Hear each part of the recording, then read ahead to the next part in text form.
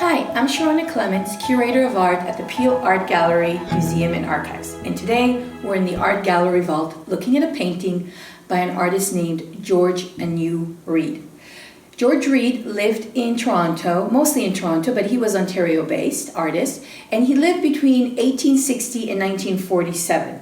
He was a prominent educator and member of the Toronto art scene of the first half of the 20th century, and was mostly remembered these days for his genre and narrative paintings of everyday life, as well as his paintings of the landscape. Now, the art gallery has in its collection a very beautiful oil-on-canvas pastoral-themed painting, and it features as its main subject matter a cow that is standing in the stream in the foreground. This painting that you're looking at is called Landscape with Grazing Cattle, and as I said, features this beautifully rendered cow. If you do come a little bit closer, you'll be able to spot in the background another cow, a brown cow, grazing or foraging the pasture land at leisure. So this is a very nostalgic type of painting. It's a kind of a daydream that takes you back in time to a far gone era where everything seemed to stand still, to a time of what I would describe as a time of innocence, a time of simplicity. Now, I wanted to mention also that an aspect of this landscape that is very alluring is the way that light is represented in this picture. It's a sunny day, and you could see that there's a sort of a sense of warmth, a diffuse light that permeates the entire scene of the work, and that's what causes the work to feel very nostalgic, very daydreamy like, if you will. Now, this painting was recently restored.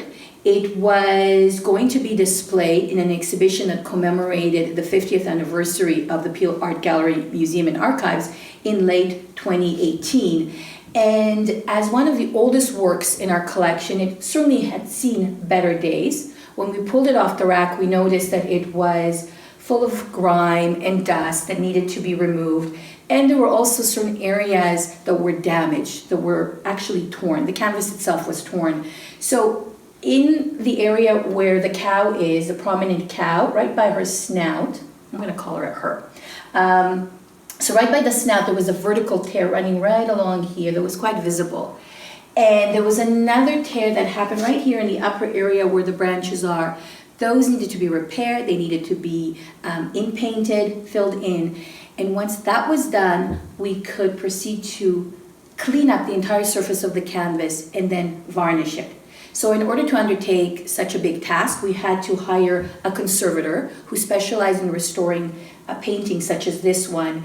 And she's done an excellent job. As you can see right here, the painting looks superb. It looks absolutely repaired and cleaned. And if you look at our before and after shots that we took of the painting, you'll notice the image on the left shows yellowing of the canvas. That really shows the buildup of the grime and the dust.